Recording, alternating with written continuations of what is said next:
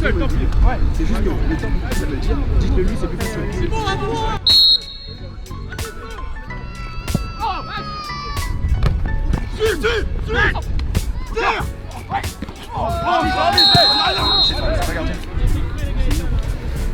Lui, du coup, qui me dit tout à l'heure, même sur notre coup franc, il me dit ouais, c'est dans notre match. Je dis mais le temps que vous passez à me le dire à moi, pourquoi vous ne le dites pas à lui? Je dis moi, je suis calme, je suis dans mon match. Il dit c'est juste que je le réponds pour pas le laisser faire. Quand t'as pas besoin de trop discuter avec lui, de parce qu'il Ça, t'empêche de suivre les gens en fait. Lui, il est là pour dissuader. Ouais, c'est... Mais je lui dis, si l'autre il doit prendre, il va prendre. Je dis vous inquiétez pas, c'est parce que c'est le dernier match de championnat qu'on se dit un jour on s'en fiche. Non, ça marche pas comme ça. Donc alors moi c'est Jean Laval, 34 ans, arbitre de D1 en district. Ça fait 11 ans que je suis arbitre de district. Donc commencé en tant qu'arbitre stagiaire, passer l'examen et puis évoluer petit à petit.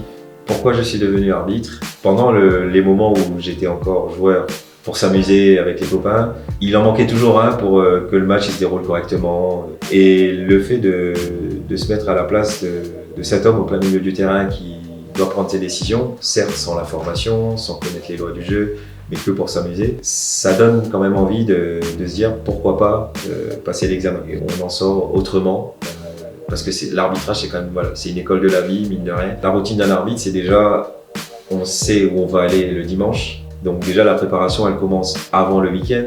Également prévoir au niveau de ses tenues, si c'est lavé, si c'est prêt, faire son sac.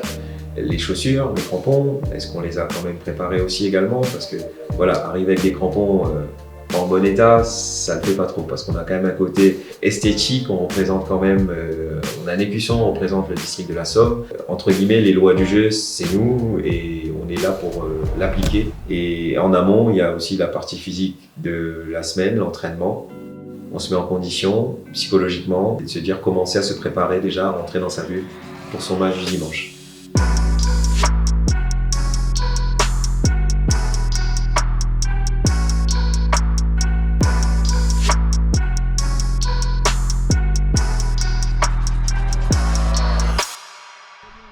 C'est aussi une compétition l'arbitrage, c'est pas uniquement l'arbitre il est là, il fait sa saison, c'est fini, il recommence l'année prochaine. Il essaie d'être meilleur de match en match, d'année en année et de progresser. Il y a un classement, on est observé, on est évalué, on a des formations, des recyclages mis en place afin de nous aider à progresser et de devenir encore meilleur de match en match. En tant qu'arbitre, pour évoluer, en étant jeune, ça peut être très rapide parce qu'il y a des passerelles forcément qui permettent de gravir les échelons rapidement. Déjà, la base, c'est quand même maîtriser la théorie. Donc vous allez faire le questionnaire de l'examen de l'année dernière. C'est le dernier questionnaire écrit que vous faites dans votre préparation. Donc mettez-vous en situation, faites-le sérieusement, gérez votre temps, soyez rigoureux dans la présentation de vos réponses. Et puis essayez de prendre confiance.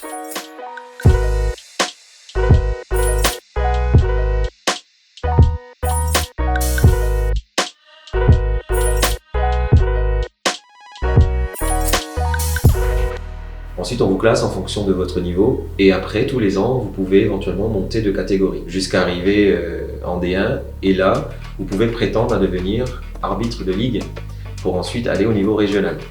Vous êtes en niveau régional, là vous avez des examens bien plus précis pour devenir candidat à la fédération. On quitte l'amateurisme, on va dire, pour aller vraiment dans le niveau semi-pro. Mais nous aussi, le dimanche, ça peut être très facile comme ça peut être très compliqué.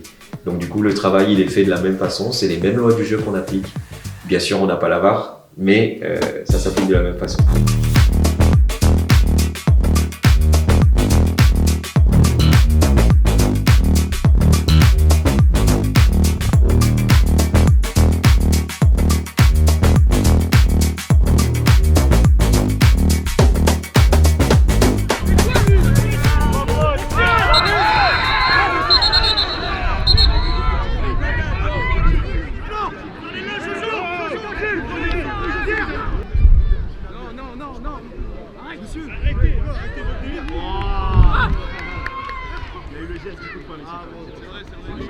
Je dis tout le temps, l'arbitrage, c'est quand même une école de la vie et ça apprend énormément, même pour les jeunes qui se lancent.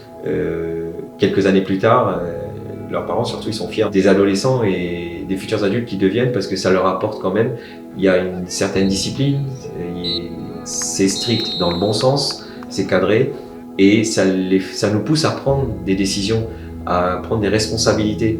C'est ce qui nous donne ce plaisir-là aussi, peut-être en tant qu'arbitre, c'est de se dire, on est là, on connaît les règles, on essaie de les appliquer, et que les gens qui sont autour, des fois même les joueurs, faut pas se mentir, ils sont perdus et ils ne connaissent pas ces règles.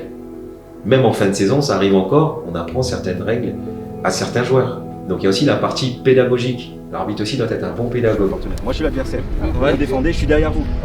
Sur la passe de mon coéquipier, je suis en position de hors-jeu. Sauf que lorsque vous dégagez, vous trouvez complètement sur la passe. Vous n'avez pas la pleine maîtrise. C'est un truc qui n'existait pas jusqu'à 2021. Ça a été rajouté. Ça remet l'attaquant en jeu. Ça remet l'attaquant en jeu. Ça note la position de hors-jeu. Mais il faut que la passe ne soit pas maîtrisée. Après, attention, ça s'interprète. Donc du coup, là, on estime que sur sa passe, son dégagement, il n'est pas pleinement maîtrisé. Du coup, ça permet au gardien de le prendre de la main comme pour la position de hors-jeu. C'est pour ça. Ok. Très bien. Ce côté humain, moi, ça m'a permis franchement de devenir quelqu'un d'un peu plus posé et serein. Et sans m'en rendre compte, j'ai pu appliquer ça dans ma vie de tous les jours. Mon meilleur souvenir en tant qu'arbitre, c'est anecdotique. Quand j'ai démarré mon premier match, forcément, on s'équipe de la meilleure façon. Et je ne savais pas, je m'étais acheté une montre, mais qui tournait jusqu'à 60 minutes. Forcément, à deuxième mi-temps, quand je me demande, monsieur l'arbitre, il reste combien de temps? Et là, je regarde, je vois 0-0. Je me retourne, je vois la personne qui m'accompagnait, l'observateur, et qui me demande qu'est-ce qui se passe. Et là, je lui dis, justement, ma montre, elle affiche 0-0. Il avait pris le temps, il me passe sa montre. Et de ça, on découle justement mon meilleur souvenir, parce que 10 ans après, je revois la même personne sur le même terrain, et qui venait justement pour prendre des photos du match afin de promouvoir l'arbitrage, pour faire une affiche, afin de recruter du monde. On dit collègues, mais plus comme une famille, des amis. Déjà quand on se voit, on est content de se voir. Et même si on est désigné par la suite et qu'on se revoit, ça fait encore plus plaisir. Et de ce fait, l'ambiance qui est familiale. Il y a plusieurs manifestations durant l'année qui est mis en place, que ce soit à travers des stages ou des soirées dansantes, afin qu'on se retrouve et qu'il y ait cette cohésion quand même. Parce que le but, c'est de se dire, quand on arbitre, on n'est pas tout seul, on est souvent à 3, ou même les collègues qui sont en catégorie inférieure, et se dire, voilà, c'est un corps arbitral, on est tous ensemble. So don't come here, no evil, see no evil. Problems always gonna come back. Gotta understand at the end of it, we all just people. And people, they don't know how to act.